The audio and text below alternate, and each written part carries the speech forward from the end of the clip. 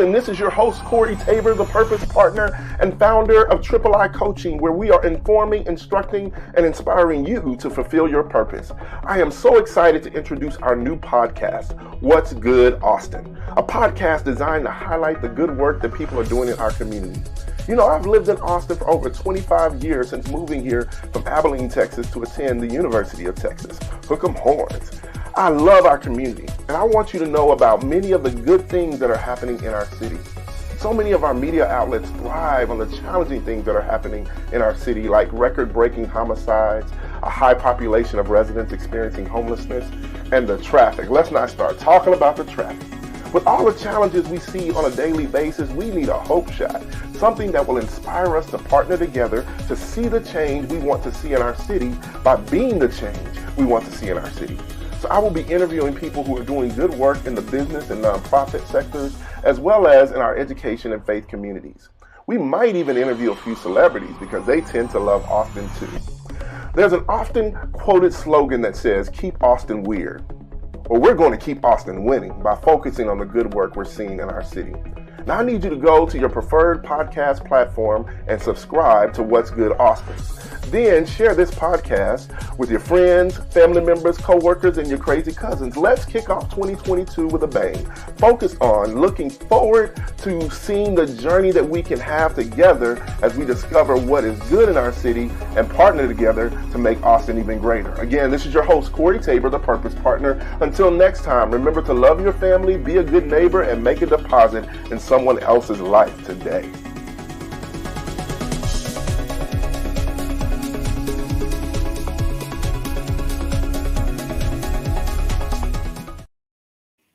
What's good, Austin? This is your host, Corey Tabor, the Purpose Partner and founder of I Coaching, where we are informing, instructing, and inspiring you to fulfill your purpose. I'm so excited to have our first guest today for our What's Good Austin podcast, my friend, brother, and dare I say mentor, Joseph Dusty McCormick, who works with the city of Austin in their economic development department as a liaison. And so I'm excited to have you, Dusty. Welcome to the show, my friend. Glad to be here. Thank you very much. I appreciate the invite.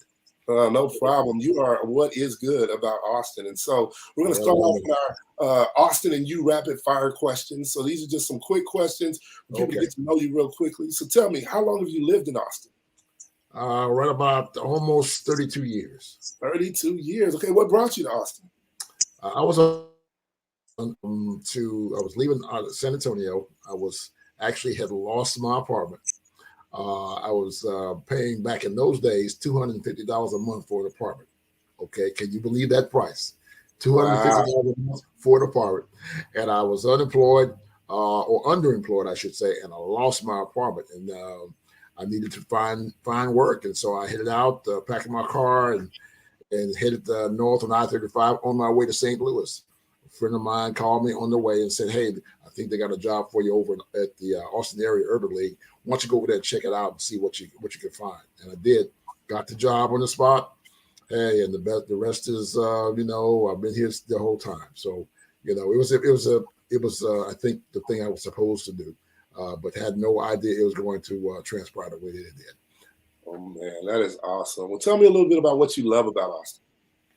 Man, I love the environment. I love the weather, number one, with the exception of last year's weather around February the 15th. I don't particularly care for that. I've had enough of that in my life, having lived in North Dakota, Minot, North Dakota to be exact, which is one of the coldest cities in the nation every year. And then from there, I went to Chicago, and I was, or just south of Chicago, I was saying, and I was stationed at a base called Chanute Air Force Base. And that's, 6 years there, 4 years up in North Dakota, 6 years in just south of Chicago. I had enough of cold. And so when I got out of the military, I wanted warm weather. So I headed directly south. Mm-hmm. Awesome. Yeah, and what would you say is your favorite place to be in Austin? It's a beautiful city, lots of places to be. What is your favorite place to be in our city? I love being on the lake. They got a place called Mozart, which is right down on Lake Austin. I go down there on a regular basis and just chill out, man. Me and the water and my personality just kind of mesh together. That's so fun. I can sit there and just, especially on a nice warm day with a little breeze, I can just, allow myself to go off into the sunset, and not worry about anything. Yeah, I love that though. Yeah, we love Mozart's, man. Mozart's is where I asked my wife to be my girlfriend. Oh, really? Okay. 1999. All right. 37 p.m. Central Standard Time. Okay. All right. I know she likes to know that you have those details. Oh man, I'm an archivist, man. I remember all the details. Very good. And we go back, for special events. Remember her mom who passed a number of years ago. They used to love to go there during spring break and South by Southwest. What would you say is your favorite restaurant in Austin? Because we love to eat in Texas. So, what's your favorite restaurant? I'm a foodie, so I don't know that I have a favorite restaurant necessarily. I'm a guy that just loves to eat. But one of my restaurants that I like to eat at is Sawyer's, which is right out on just east of Cesar Chavez. Okay. And it has been a restaurant that I helped to finance. Okay. I had to say the city of Austin, but they have some good kind of Cajun, Creole food and that type of thing. But I'm like I said, I'm a foodie. I eat all kinds of food: Indian food, soul food, Mexican food, Asian food. I love it. I even have a favorite restaurant that I've been going to. It's located in San Antonio, and I've been going to that restaurant probably close to 35 years. And it's called the Acadiana Cafe, and it's a Cajun Creole restaurant, but they have wonderful food, and they've been open all this time. And so, I eat anywhere and just about anything. My motto is whenever I fly into a new city, within 2 hours of touchdown, I'm in the most authentic restaurant in that city, most authentic restaurant. Yeah, well, that's a great way to experience cities, and I think that's the way a lot of people experience Austin when they come here for South by Southwest, or they come here for Austin City Limits Festival, or the Circuit of the Americas race, or they just come to visit the University of Texas for a game. They love the food here, and so my hope is over the year to build a list of all these guests' favorite restaurants, and then I'm gonna try to go and do some food tasting and see if they'll put it on the What's Good Austin tab. You know what I'm saying? Yeah, that'll be a thing to do. That'll be the thing to do. But yeah, definitely. Well, tell us a little bit about what you do and how you got started with this part of your career. Well, now these days I'm in the economic development field, and that's really the creation of jobs. That's economic development is defined as the creation of jobs, basically. And you're trying to help cities or counties or states, create jobs for skilled workers, so that workers can have a quality of life and can have the kind of quality of life that they can, pay for a room and board, house, and the kids go to school, and clothes on their backs, and all those things. Have a car in the front yard and transportation and that type of thing. And so you're really trying to help them have the quality of life that they need. And so we do that through programs and ways by which small businesses. And so that's what I do. I right now specifically, I interact with a lot of the minority chambers of commerce, and contract with us at the city of Austin, and they do economic development work within those sectors of the community that they particularly have an avenue in. So we talk about the Greater Austin Black Chamber, Greater Austin Asian Chamber, Greater Austin Hispanic Chamber, and the LGBT Chamber of Commerce. And so all of those are chambers that we interact with. I'm mainly as the contract manager, and so they do work for us, and they have eyes and ears that we don't have, and have feet that go places that we can't get to because we don't have the staff. But they do a good job for us. They're our partners in economic development.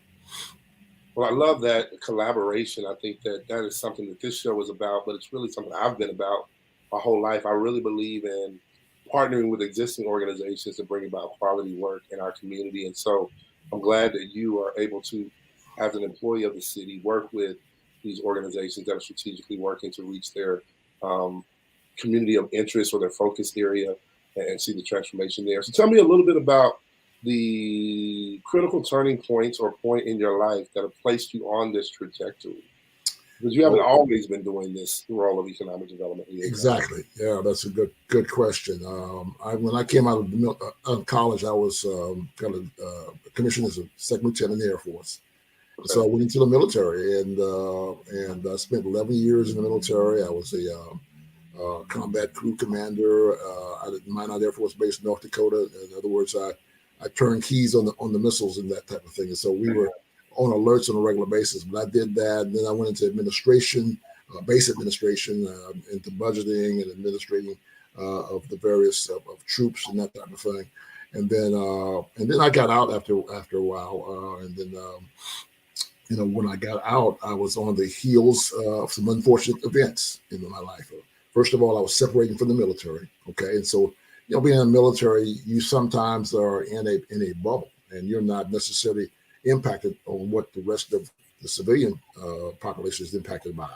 And so I, exited the Air Force, and all of a sudden, bam, I'm there. It's kind of like, okay, what do you do next? I'd always, applied for a number of jobs. I think 100, maybe somewhere around 75 to 100 jobs. Didn't get not a job, not one job. Okay, not at all. And so so I basically fell flat on my face.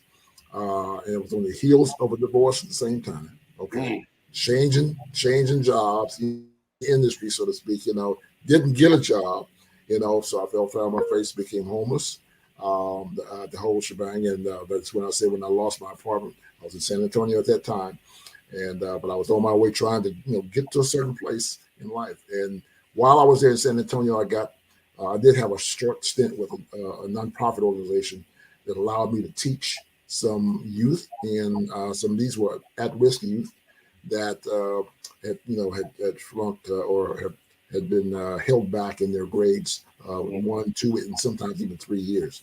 And so it was a situation of trying to get them to see beyond their environment, to be able to dream about opportunities that they could reach. And so I wanted to talk to them, teach them about economic development. What does it really mean? Come out of your neighborhood and let's see what the world has to offer you. You have a skill, you have a passion for something. I know you do, because I see a twinkle in your eye. And so let's figure out how to get that done. So that's what we did. So I got into economic development by way of trying to show them what economic development was about in the city of San Antonio. And that stuck with me. And then also the fact that I was unemployed and homeless at one point in time. And so that in and of itself, that was really an issue for me. I came to Austin, got one job, and then that was a temporary job. At the Austin Area Urban League, but I'm very thankful for having that job.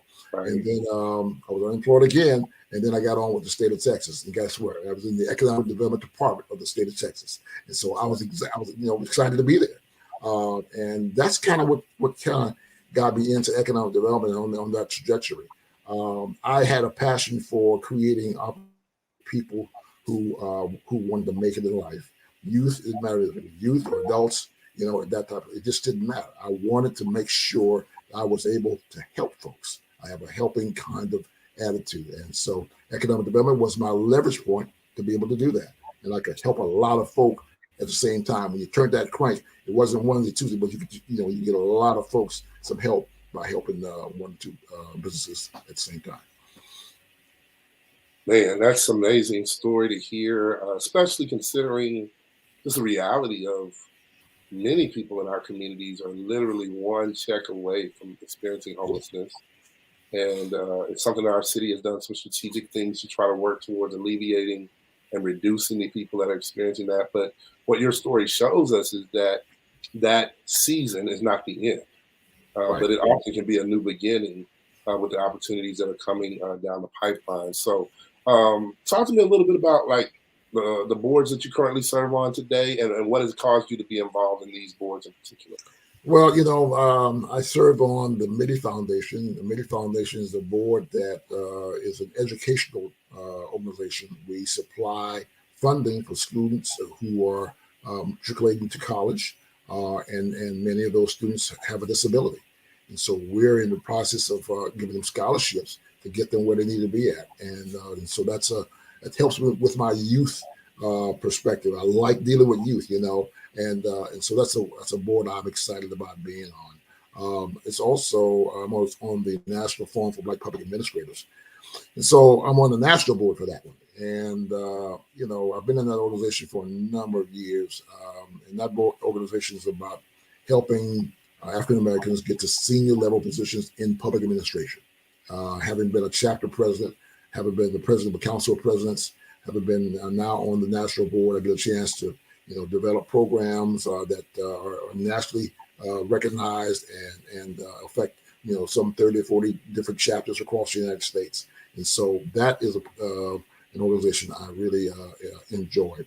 And then lastly, this thing this thing of homelessness, kind of comes back to me every now and then. I still serve on what is called the Lions Garden Senior Housing Facility Board. We created I want to say 15 years ago, 54 units of senior housing for elderly persons within the city of Austin. There was a shortage of housing for them. And so we created that opportunity for them, and it is still standing. If you go there now, you'll see my name and my name with others, on a plaque there, and as one of maybe not the founder or anything like that, but as one of the ones to develop that and bring that to fruition. And we're about to look and start a second a second unit with about 60 units of housing as well. And so I'm excited about what that's all about. So those three areas kind of go, those kind of in my areas of interest, economic development, public administration, youth development, all those things. Awesome, man. Well, it's so good to hear the way you're giving back and serving beyond your job. I had a job one time, and they saw that I was doing so much in the community, and they were asking me, why do you do all the things you do outside of your work? I said, the community I was raised in, that was just normal. Like, you gave back because of what you have been given.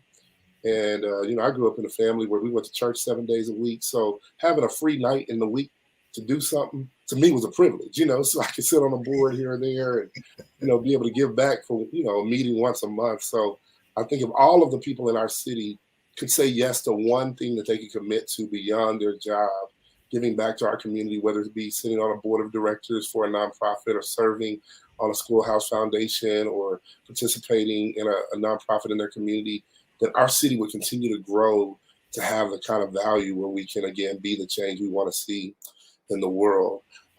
We know that everybody's still experiencing this pandemic.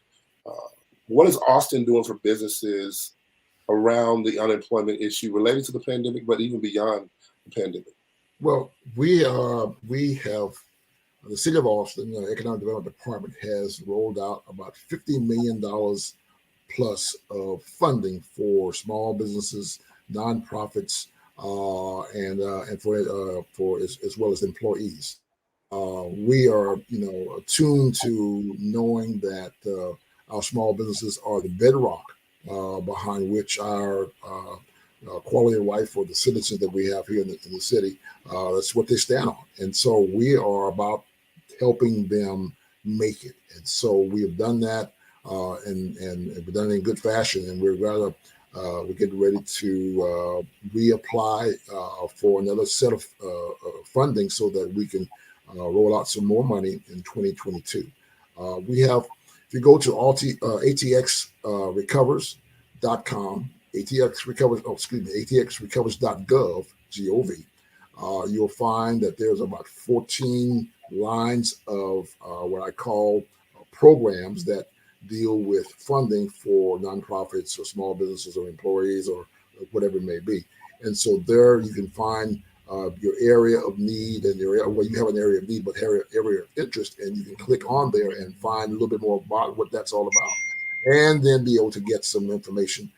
We have people that are on staff. You can call 311 and ask for information about what's happening with our programs, and there'll be someone who will call you back within 24 hours. And so we have a number. We're trying our best to be there for our citizens.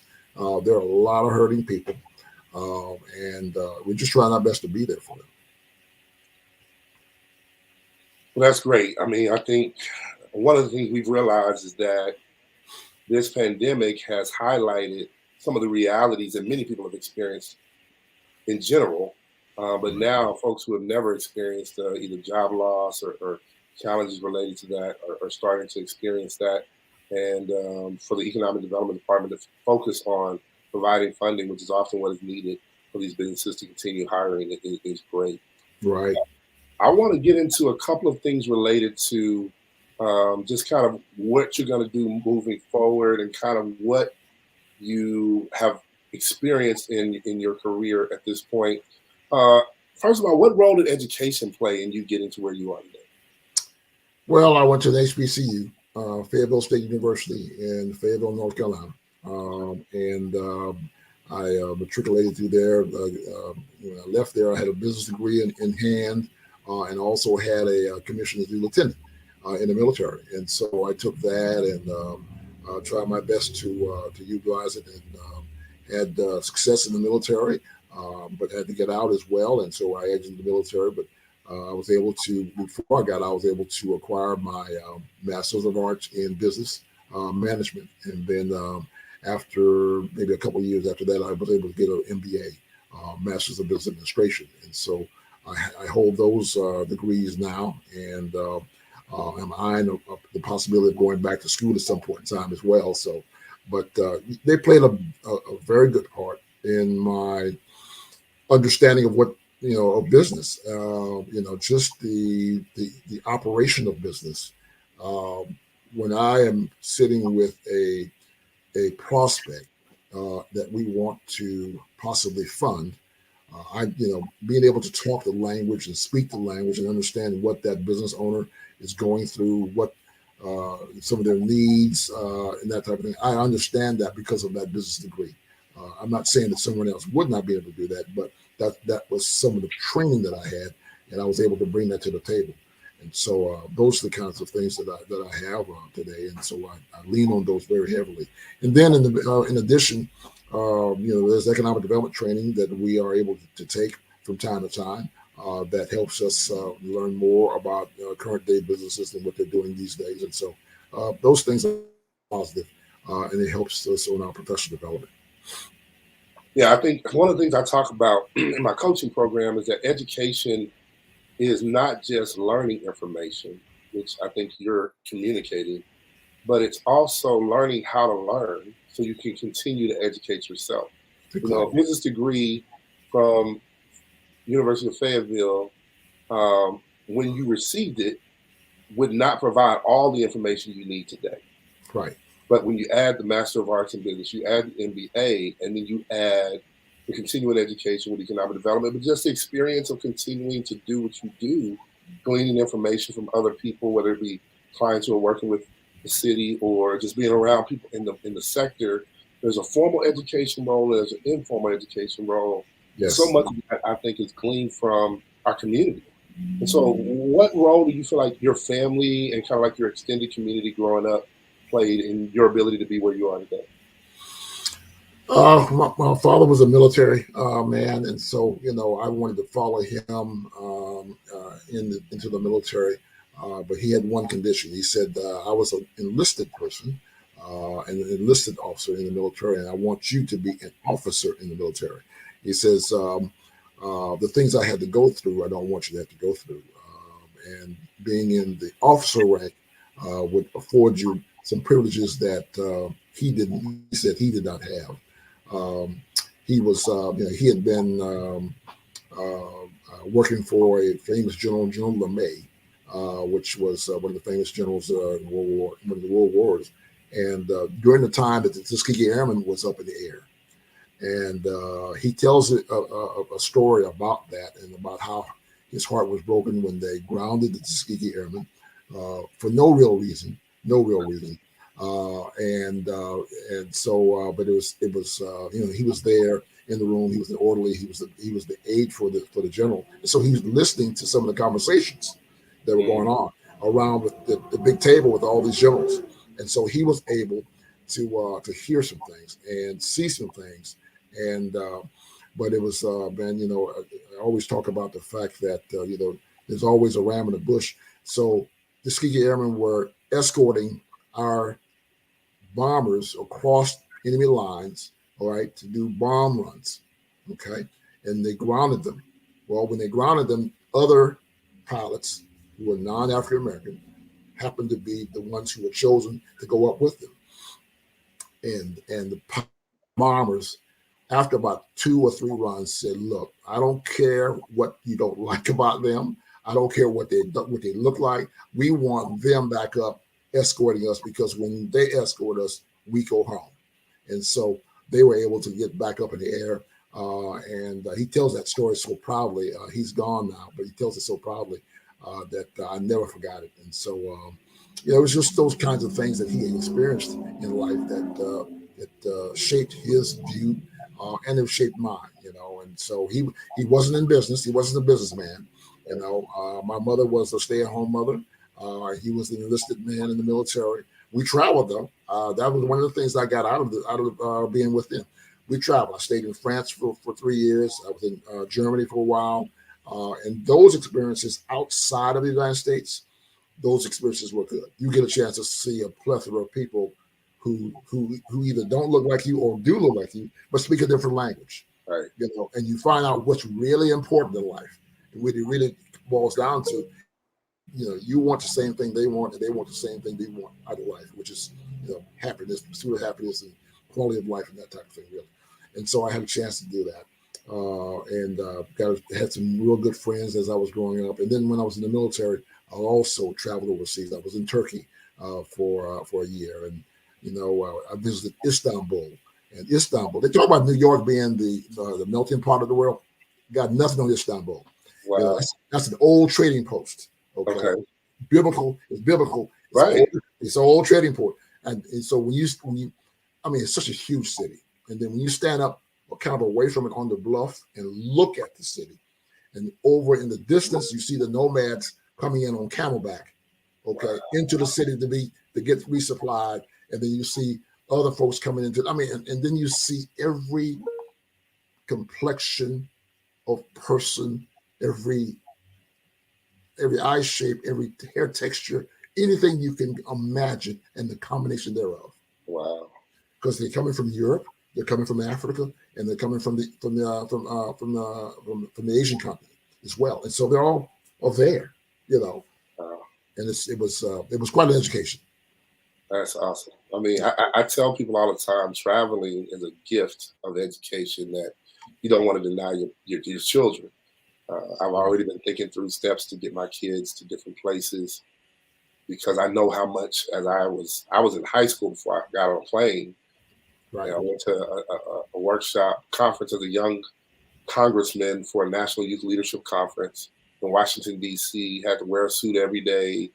I had to debate bills and write bills, and got to sit in Congress and debate on the floor. And it gave me an experience. And when I came back and studied AP government, it was so easy because I knew not only what I had read about, but what I experienced.